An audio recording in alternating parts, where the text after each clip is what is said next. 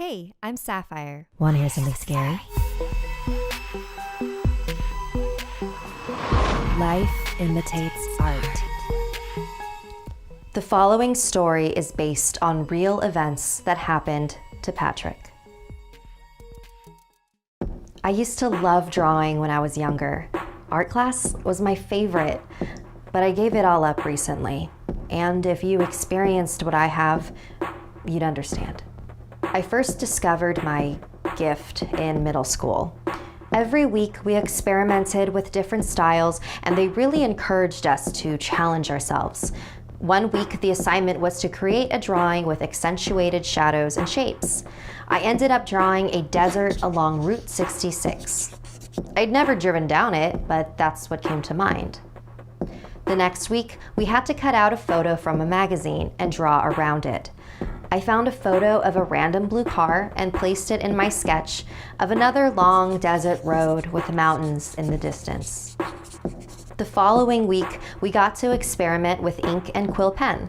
And no, I didn't draw another desert road. This time, I was compelled to draw a bird. I wasn't sure what kind it was, just a small, generic bird. After I finished, I decided to add some more elements around the bird. I drew a window behind it, a table underneath it, and an oil lamp in front of it. My teacher was walking around the room and stopped at my desk. Interesting. Why is the bird inside the house? I don't know, that's what my body told me to draw. And that's how it felt whenever I made art. Like someone was giving me instructions and I was merely following them. I thought that's what inspiration was. I thought everybody felt that way. Until I got older. I ended up getting into my dream art school on a full ride scholarship. I was so ecstatic to continue honing my skills. My dad, however, was not. He thought art school would be a waste of time and that I should be pursuing something more practical. I didn't blame him for his opinion. He's from a different time. But it was a bummer to not have his support. We fought a lot because of this. It got pretty bad, to the point where I moved out of the house without him knowing and into my boyfriend Adam's place.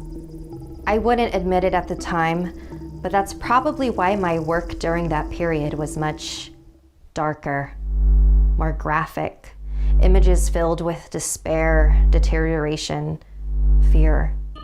But again, I believed I was just listening to that soundless voice inside of me, controlling my every stroke. There was one painting I made in particular that made Miss Bella, one of my professors at the time, very concerned. She told me to hang back after class to talk with her. Hey, Patrick, I don't want to worry you. You're doing very well in class, but I wanted to talk to you about you. How are you doing? She asked, her kind eyes looking deep into mine. I'm fine. Why do you ask? I guess I'm just slightly concerned about some of the work you've been doing lately. I mean, don't misunderstand, it's all very beautiful, but also very sad. I'm just drawing what my body tells me to draw. So your body told you to draw a self-portrait with monsters ripping you to shreds? Well, it's not really supposed to be taken literally. And a man drowning in a pool filling up with his own blood. Oh, that's my dad. He likes to go swimming, but that's not supposed to be blood. Look, you don't need to tell me anything you don't want to tell me. If you say everything is fine, then I believe you. I knew that my relationship with my dad hadn't been great lately, and maybe I was denying the responsibility of mending that relationship and placing it on this invisible entity that I claimed was controlling me. But I wasn't ready to make amends yet. I went back to my apartment and had this sudden desire to look at my old drawings. I think I wanted to remind myself of how art made me feel when I was younger. As I laid my drawings out on my bed, Adam came up behind me. He pointed at the car. Wow, so you ended up getting your dream car, huh? What are you talking about? That's just a random car. That's the exact same color and model as yours. I hadn't noticed that before. Adam then pointed at the drawing of the bird. Whoa, that's so weird. He pulled out his phone and showed me a photo he took of a bird inside of a house next to an oil lamp. was nearly identical. My stomach began to hurt. If these drawings had somehow predicted the future, I looked over at the painting of my dad. No, that's not possible. This is all just a coincidence, I kept telling myself. There's no such thing as drawing the future. Then my phone rang. It was my mom. Pat, you need to come to the hospital right now. It's your father. I sped over there. It's a miracle I didn't get pulled over. The entire drive, I just kept thinking, please don't let him be dead. Please don't let him be dead. I got to his room. My mom rushed over to me and held me. It doesn't make sense. It just doesn't make sense. Earlier that night, my dad was about to take a swim in the pool, like he usually did. But when he didn't come inside after an hour, my mom went out to check on him.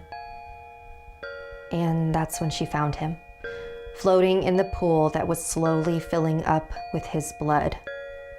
Somehow, his head was cracked open by a heavy object as he was in the water, and he drowned. There was a big rock at the bottom of the pool, so my mom thinks that was probably what hit him. But how? It doesn't make sense, Pat. After my dad died, I dropped out of art school and I vowed never to touch a pencil again. I was just a vessel, and something horrible was using me, and I couldn't let it anymore. I wasn't gifted. I was cursed. So tomorrow, my boyfriend and I are headed on a long road trip across the country. I'd never seen the desert or the mountains. I just needed to get away from everything. Maybe we'll move to another state.